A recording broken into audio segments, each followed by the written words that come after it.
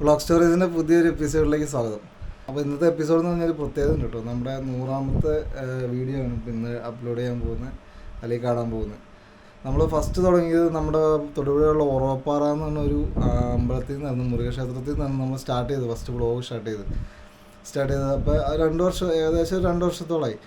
അപ്പോൾ ഈ 2 വർഷത്തിൽ കഴിഞ്ഞിട്ട് ഇപ്പോൾ നമ്മൾ 100ാമത്തെ എപ്പിസോഡ് വീഡിയോ എത്തിയിരിക്കുന്ന സമയത്ത് മുരുകൻ്റെ അമ്പലത്തിൽ തന്നെയാണ് നമ്മൾ അടുത്ത വീഡിയോ. അതൊരു ഇപ്പോൾ ജസ്റ്റ് കണ്ടപ്പോൾ പറയുന്നത് നമ്മുടെ ചാനലിൽ 100ാമത്തെ വീഡിയോ ഇപ്പോൾ ഇടാൻ പോണേ. ഷോർട്സ് നോക്കണ്ട, ഷോർട്സ് തന്നെ നമ്മൾ ഇടയ്ക്കിടയ്ക്ക് പോസ്റ്റ് ചെയ്യുന്നുണ്ട്, പക്ഷെ അത്രയും പ്രാധാന്യം കൊടുക്കാറില്ല. അപ്പോൾ നമ്മുടെ മെയിൻ വീഡിയോ ഇതാണല്ലോ, നമ്മുടെ ആ മെയിൻ വീഡിയോയുടെ എണ്ണത്തിൻ്റെ കാര്യമാണ് കറക്റ്റ്. അപ്പോൾ 100ാമത്തെ വീഡിയോ ആണ് ഇപ്പോൾ കാണാൻ പോകുന്നത്.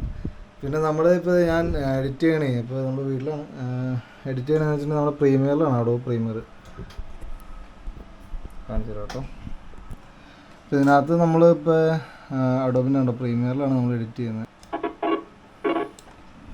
ഇതിപ്പോൾ നമ്മളിപ്പോൾ എഡിറ്റ് ചെയ്തിട്ടാണ് മരുതമല എഡിറ്റ് ചെയ്തിട്ടാണ് വീഡിയോ. ഇതിനകത്ത് ഇവിടെ തൊട്ട് എൻ്റെ സൗണ്ടാണ്, ഈ ലെങ്ത് ഉണ്ടോ, ടൈം ലെങ്ത്, ഇവിടെ തൊട്ട് എൻ്റെ സൗണ്ടും ബാക്കി ഒരു കുറച്ച് കഴിയുമ്പോൾ സ്നേഹയാണ് ഡബ് ചെയ്തേക്കുന്നത്. ബാക്കി അമ്പലത്തിന്റെ കാര്യങ്ങളാണ് ഈ ക്ഷേത്രവും സ്ഥിതി ചെയ്യുന്നത്. അപ്പോൾ അഡോബിന്റെ പ്രീമിയർ പ്രോട്ടോ 100ാമത്തെ എപ്പിസോഡാണ് ഇപ്പോൾ ഇന്ന് ഇടാൻ പോകുന്നത്. അപ്പോൾ എല്ലാവരും കാണണം കേട്ടോ, ആരും സ്കിപ്പ് ചെയ്യാണ്ട് കാണണം, എല്ലാവരും സപ്പോർട്ട് ചെയ്യണം. അപ്പോൾ ഓക്കെ, വീഡിയോയിലേക്ക് പോകാം.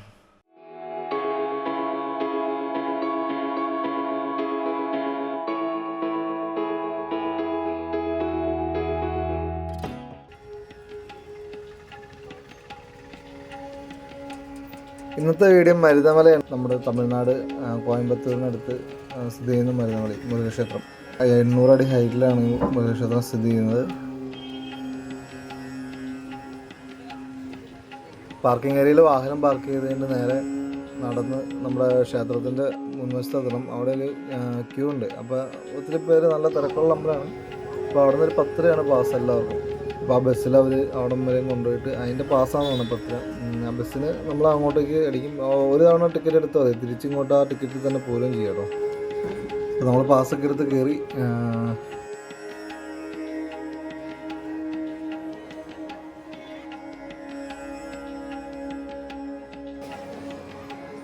നമ്മളീ കാണുന്ന ബസ്സിലാട്ടോ മേളിലേക്ക് പോകുന്നത്. അതവിടെ എത്തിക്കും. പിന്നെ 5-6 വണ്ടി ഉണ്ട്. അപ്പം നമുക്ക് അവിടെ അമ്പലത്തിൽ കയറി ദർശനം നടത്തി സൗകര്യം പോലെ അപ്പോൾ വേറൊരു വണ്ടി അവിടെ വന്ന് കിടക്കുന്നുണ്ടാവും, അതിനകത്ത് റിട്ടേൺ പോരാം. അപ്പോൾ ഇതിൻ്റെ പാസ്സാണ് 10 രൂപ എന്ന് പറഞ്ഞത്. പിന്നെ പോകുന്ന വഴിയാണെങ്കിലും ഭയങ്കര മനോഹരമാണ്.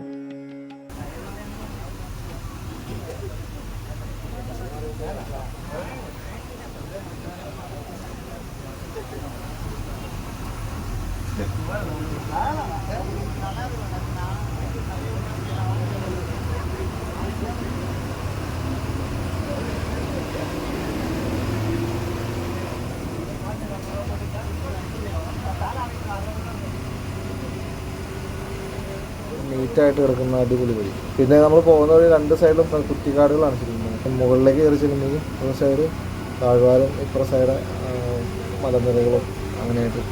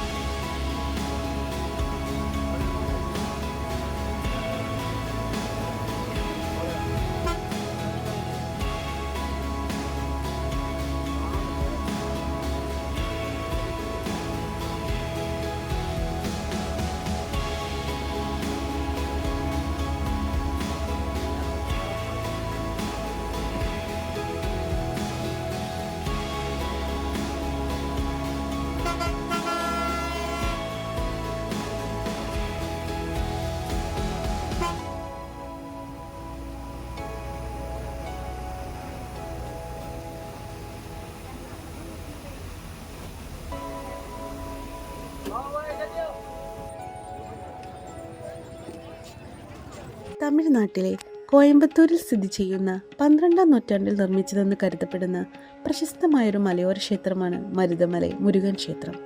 സംഘകാലഘട്ടത്തിൽ തമിഴ് രാജാക്കന്മാർ നിർമ്മിച്ചതാണ് ഈ മുരുകൻ ക്ഷേത്രം. മുരുകന്റെ 6 വാസസ്ഥലങ്ങളായി കരുതപ്പെടുന്ന 60 വീടുകൾക്ക് ശേഷമുള്ള ഏറ്റവും പ്രധാന മുരുകക്ഷേത്രമാണിത്. അതിനാൽ ഇത് മുരുകന്റെ 7ാമത്തെ ഭവനമായി കണക്കാക്കപ്പെടുന്നു. മിക്ക മുരുകൻ ക്ഷേത്രങ്ങളെയും പോലെ പശ്ചിമഘട്ടത്തിന്റെ ഭാഗമായ ഒരു കുന്നിൻ മുകളിലാണ് ഈ ക്ഷേത്രവും സ്ഥിതി ചെയ്യുന്നത്.